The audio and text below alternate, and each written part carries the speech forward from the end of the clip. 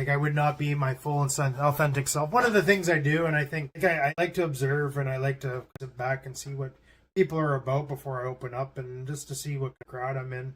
I also, too, now, like I look at things, like I am strong in what I want as an opinion and I'm open and honest about that, but I'm also mindful of where and who I share it with. I don't think everybody will appreciate or will go along with what I do or say, and I'm okay with that. That's good. I'm okay with them. They don't have to be or have to align with me. And it's very interesting too. Like I've had friends that because I don't agree with them, like they're nice to my face, but behind my back they talk shit. So like there's good things to have principles and to look at too. Like I think that's important. That's one of my new principles I find I have is like I want people that are my friends and that genuinely like me, and it's a mutual thing. Like I don't think someone should be calling someone more than the other. I think it needs to be mutual. And if that's not happening, then I let them go. And they're welcome to come back in my life, but I'm not going to be chasing people. And I have a friend too that I was really close with, but because I feel like I've changed and I'm different now. He'll be nice and say things to my face that are good, but like behind my back, he says all kinds of things. That's not a true friend. And I feel like if you're in that boat too, like just to look at that, it's good to have these principles and these important things too, right? So when I felt like I was a chameleon and like, so I went along with things and did all these people pleasing behaviors, and it was just more like I needed validation. I needed to fit in. And I knew if I had this opinion, someone won't like me and those kind of things. And now it's like, what's important to me, I need to say, I have to say. And that's okay if someone doesn't like it. That's totally fine. I'm not going to make myself smaller so someone else can feel good about themselves. And I used to do that. And if you feel like you're doing that same thing too, you're not alone. You should follow. Like this video, get this content out there if you feel like this is useful and helpful. So over time, like having these behaviors, I did not know who I actually was. And so because of that, like I had to relearn and I had to identify. And that's why I talk about doing those things, like finding out about yourself, finding about your feelings, finding of those body sensations and recognizing those things.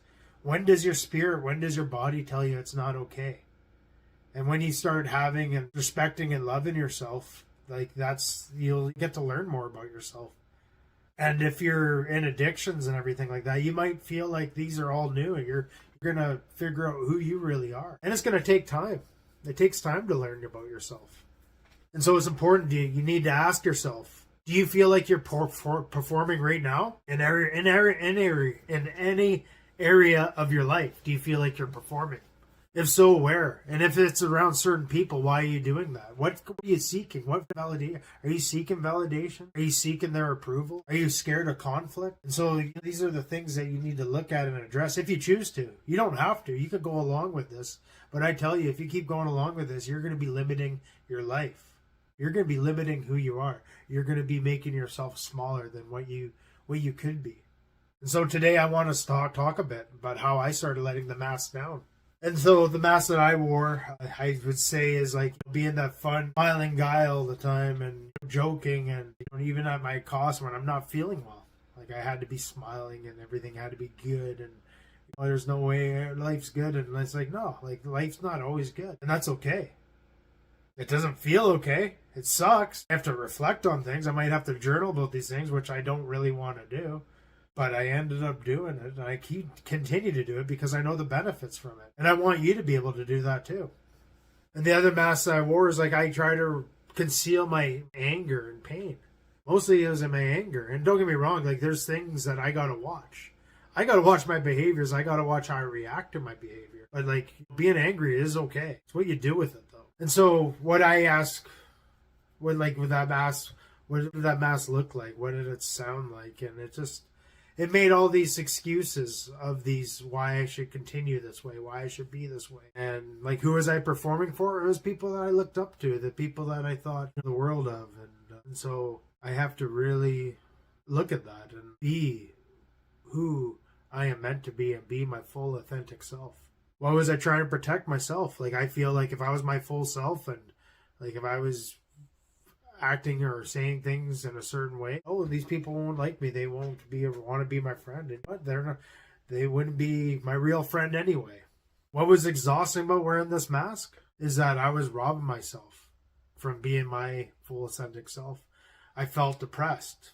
I'd feel anxious. I'd feel all of these things. And it's because I was performing a play almost. And it's all bullshit. So what was the cost of this? Is like I started to become more of a stranger to myself. I only knew what, and I'd read what other people, with how they would react to it. And I wouldn't look at my own stuff. And so it's a form of self-abandonment, and that's not okay. That needs to be replaced with self-love and being there for yourself, validating yourself, and being your full self. I'm not saying you're gonna probably, like, everybody seeks validation from people, but if you're being your whole self and getting validation, that's a lot different than seeking it from people that aren't accepting you for who you truly are. And so when I took off these masks too, and I started looking at things, I lost friendships. I lost relationships. I lost all these different things. But one thing, I did not lose myself. I actually started respecting and loving myself more.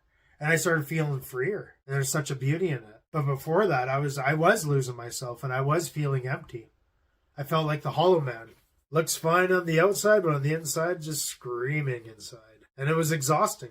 So what happened when he first tried to take the mask off? And like, there's been multiple times in the years where I did. And then I decided just to put it back on.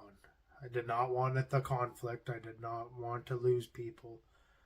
And then I was abandoning myself to please others. Now, what I do is I've learned to have a better relationship with myself, having solitude and love in myself. Don't get me wrong, I still talk to people. I still have a good social group and everything like that, but they know where I stand. And I respect people a lot more that speak their voice, that speak their truth, and that speak who they truly are. I have a hard time with people now that are nice in my face but talk shit behind my back, or they act a certain way around me, around different people. Those aren't my people. And if there's people who are like that around you, they're not your people either. And so when I first tried to do it, like I said, people reacted poorly. People leave. People have left.